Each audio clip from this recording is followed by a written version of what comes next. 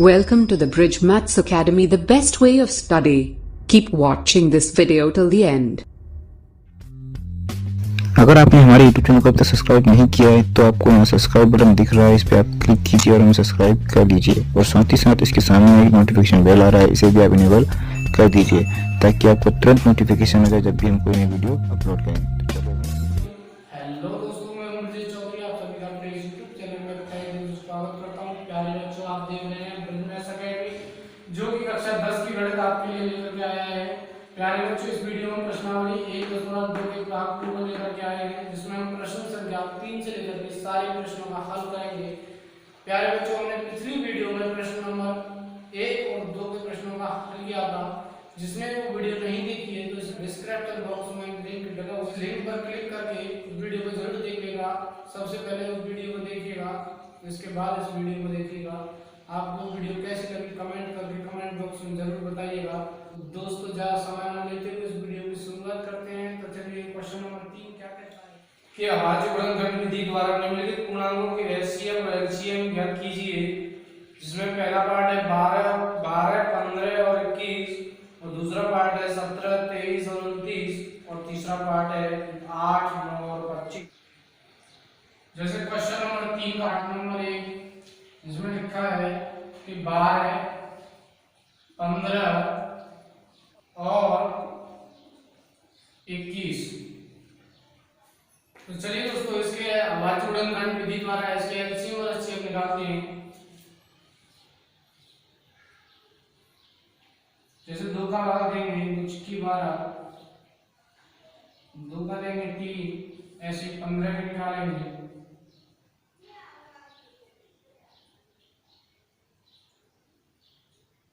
3 का देंगे 5 बार जाएगा तो 5 का देंगे 5 बार। ऐसे ही फिर 21 का निकालेंगे, 3 का देंगे 7 बार, तो इसके खंड हो गए, यानी कि 12 के खंड, 12 के अभाज्य गुणनखंड हुए 2 गुणा 2 गुणा 3। अतः हम इसको लिख सकते हैं 2 की पावर 2।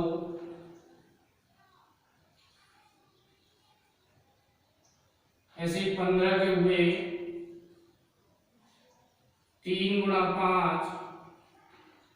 ऐसे 21 के हुए 3 गुणा 7। तो हम क्या करेंगे, हमें क्या करना है, एचसीएफ ऑफ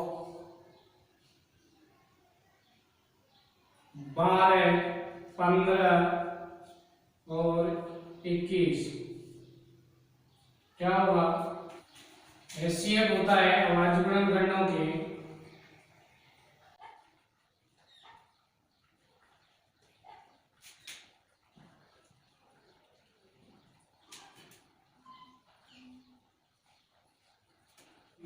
वेनेस्ट छोटी घात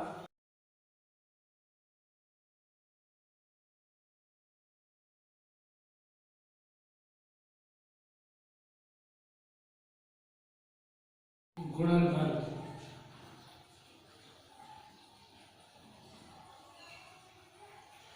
वेनेस्ट मतलब कॉमन।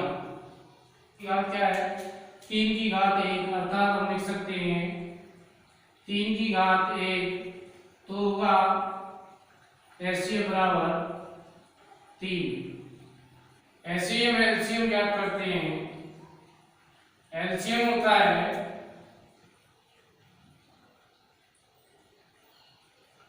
अभाज्य गुणनखंडों का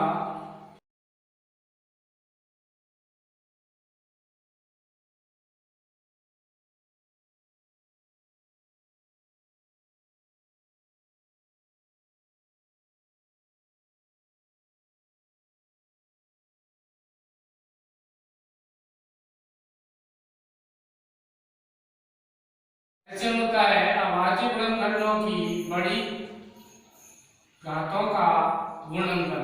तो सबसे बड़ी घात 2 है, इसमें 3 की घात 1 है, इंटू 5 की घात 1 है, इंटू 7 की घात भी 1 है। तो अर्थात हम कर सकते हैं 2 दूनी 4 गुणा 3 गुणा 5 गुणा 7, 3 चौक 12 है, 12 में 60 और 60 गुणा 7 अर्थात हम कर सकते हैं 420। तो एचसीएफ होगा 3 और एचसीएम होगा 420। ऐसे ही बेटा हम क्वेश्चन पार्ट नंबर 2 करेंगे।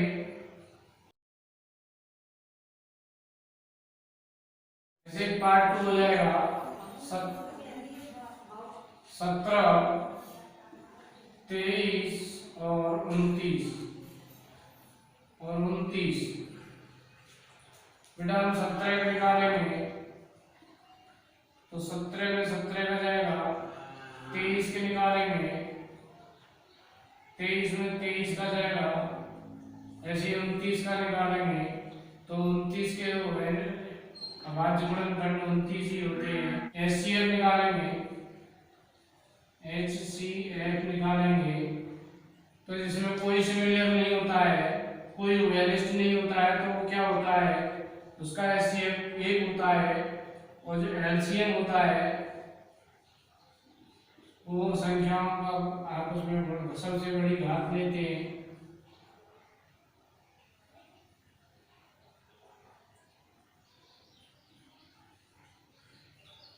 अर्थात हम इसे कह सकते हैं 11,339।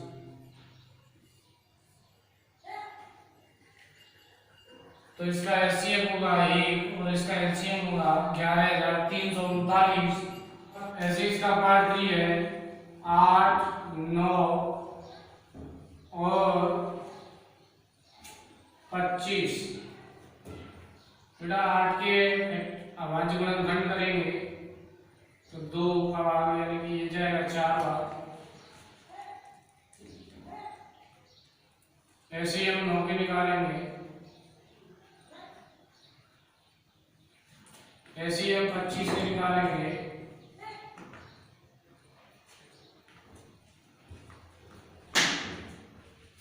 बेटा इसके अभाज्य गुणनखंड होंगे 8 के 2 गुणा 2 मतलब अर्थात 2 की पावर 3 है तो 3 कर देंगे, 9 बराबर हो जाएगा 3 की पावर 3 की पावर 2 अर्थात 25 का हो जाएगा 5 की पावर 2। अर्थात हम कह सकते हैं HCF बराबर, इसमें कोई कॉमन नहीं है तो HCF 1 होगा और LCM होगा इनके आपस में मल्टीप्लाई, तो सबसे बड़ी घात लेते हैं 2 की पावर 3 गुणा 3 की पावर 2 गुणा 5 की पावर 2 अर्थात 2 की पावर 2 8 गुणा 3 की पावर 2 9 गुणा 5 की पावर 2 25। अर्थात हम इसको कह सकते हैं 9 8 72 गुणा 25 और ये हो जाएगा 25 दूनी 50 यानी कि 1800।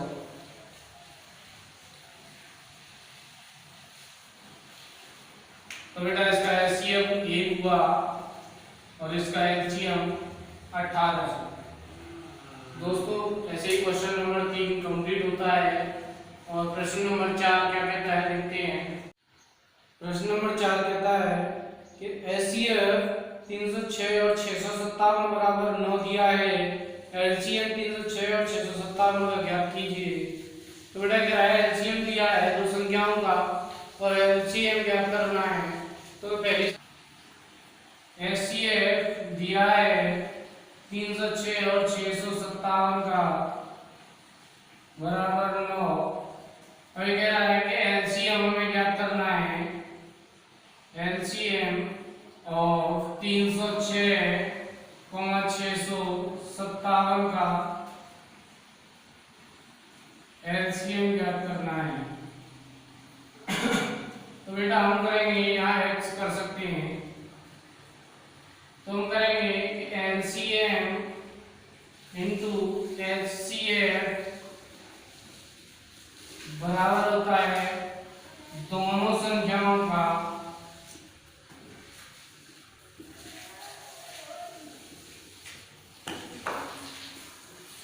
गुणनफल।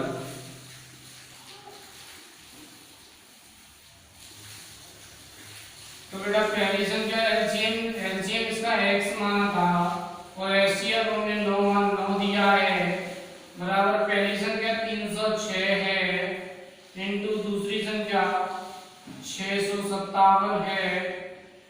तो कह रहा है x बराबर ज्ञात करना है कि 306 गुणा 657 बटे में 9 इधर गुणा हो रहा है, इधर भाग हो जाएगा, 3 से कट जाएगा, 3 तिया 9, 3 नाम 9 तिया 27 और 9 चौक 36 यानी 34 बार। अर्थात हम कर सकते हैं 34 गुणा 657, आंसर आएगा 22,338। ये हमारा एलसीएम होगा। प्यारे बच्चों एचसीएफ 9 दिया है, एलसीएम हमें ज्ञात करना है, तो एलसीएम कितना आ गया 22,338। चलिए देखते हैं क्वेश्चन नंबर 5 क्या कहता है कि जांच कीजिए कि क्या किसी प्राकृत संख्या n के लिए संख्या 6 की पावर n अंक 0 पर समाप्त हो सकती है। तो हम कह सकते हैं कि कोई भी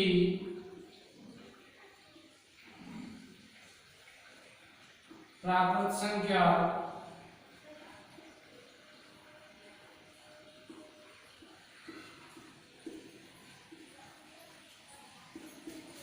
जो कि 0 पर समाप्त हो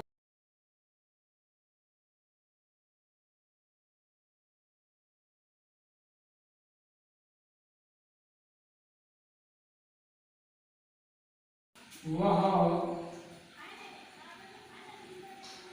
अभाज्य संख्या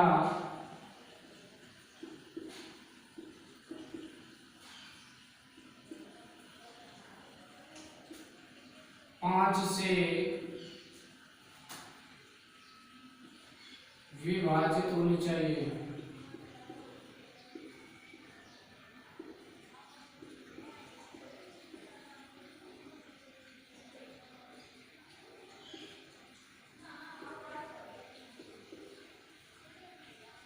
तो दोस्तों हम कह सकते हैं जो प्राकृत संख्या जो शून्य पर समाप्त होती है उसके 5 से विभाजित होती है, तो उसके उसके जो अभाज्य गुणनखंड होता है वो 5 होता है, इसलिए 5 से विभाजित होनी चाहिए। तो यहाँ लिखेंगे अब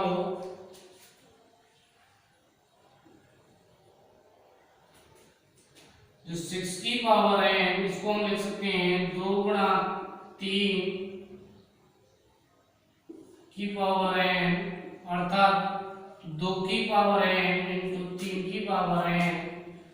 तो दोस्तों हम लिख सकते हैं कि 6 की पावर n के अभाज्य गुणनखंड होंगे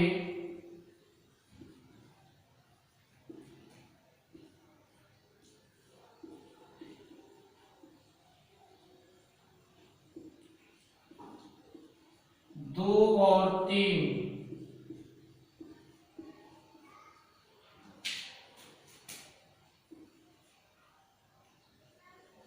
केवल है, अर्थात हम यहां कर सकते हैं 6 की पावर है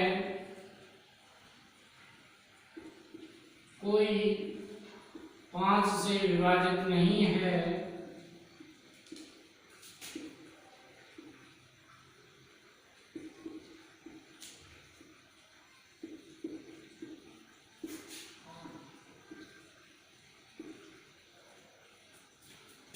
हम लिख सकते हैं क्योंकि 6 की पावर n आधारभूत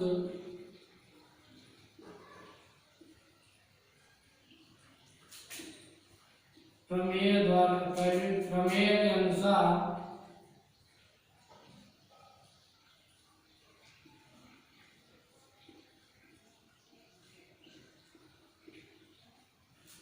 अद्वितीय है।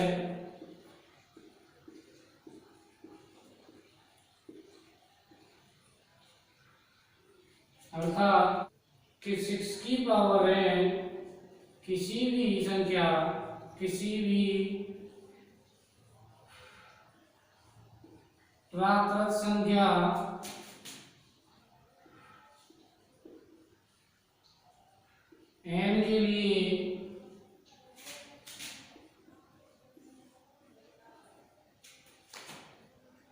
कभी भी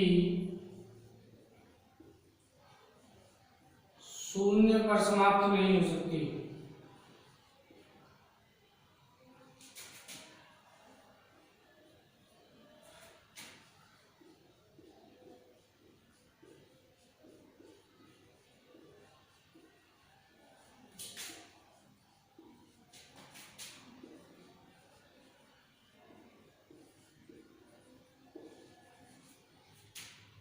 ऐसे बेटा क्वेश्चन नंबर 6 कहता है व्याख्या कीजिए कि 7 गुणा 11 गुणा 13 प्लस 13 और 7 गुणा 6 गुणा 5 गुणा 4 गुणा 3 गुणा 2 गुणा 1 प्लस 5 भाज्य संख्याएं क्यों हैं। तो चलिए दोस्तों क्वेश्चन नंबर 6 यहाँ कहते हैं पहली संख्या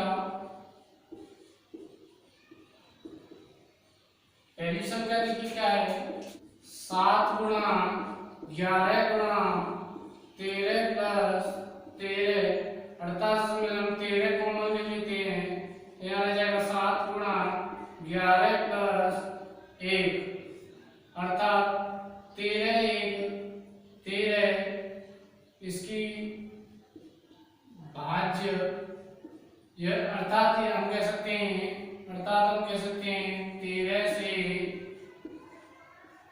भाज्य है।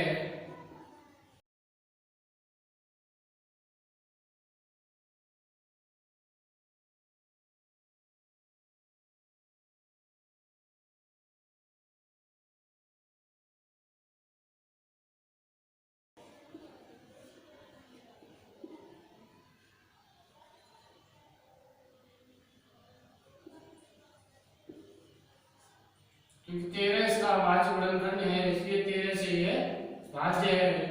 दूसरी संख्या क्या कहती है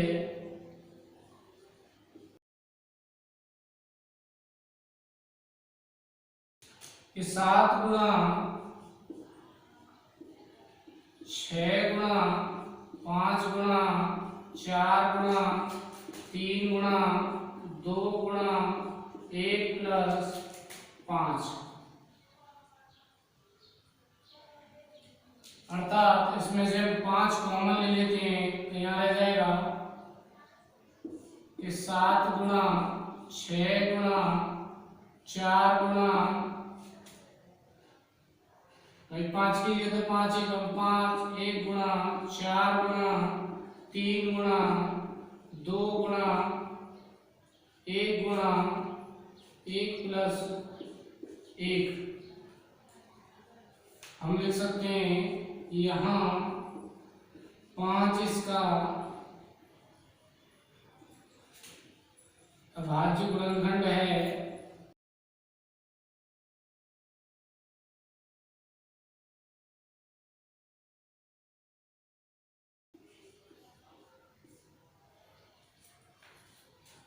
यह 5 से भाज्य है।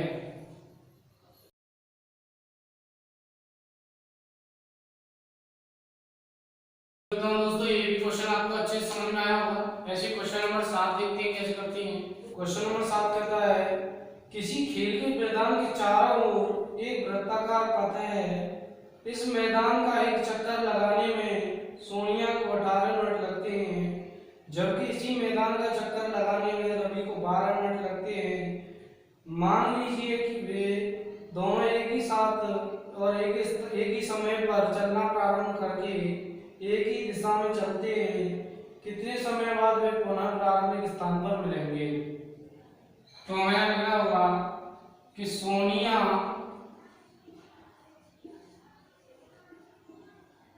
और रवि को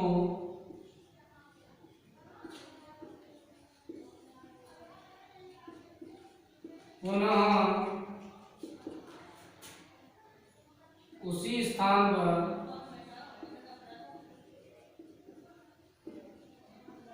मिलने में लगा समय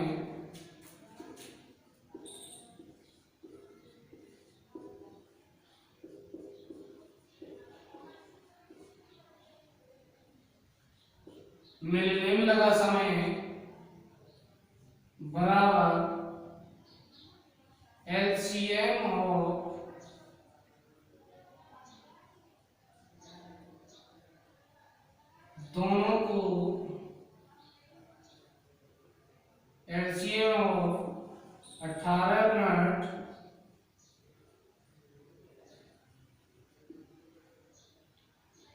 12 मिनट।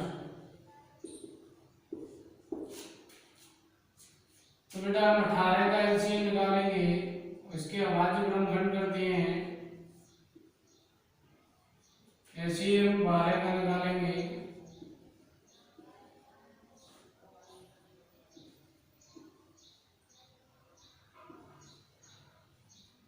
अर्थात बेटा हम 18 के अभाज्य गुणनखंड लिखेंगे कि 2 गुणा 3 की पावर 2, अर्थात 12 के अभाज्य गुणनखंड लिखेंगे 2 की पावर 2 गुणा 3 की पावर 1, अर्थात कॉमन वेरिएंट बड़ी घात लेते हैं एलसीएम निकालने के लिए।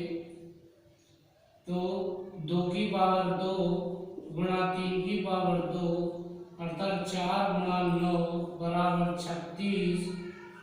वो मिलने का समय होगा बेटा 36 मिनट, अर्थात हम कह सकते हैं बराबर 36 मिनट वो मिलने का पुनः मिलने का समय होगा। तो उम्मीद करता हूँ दोस्तों ये सवाल आपको समझ में आया होगा।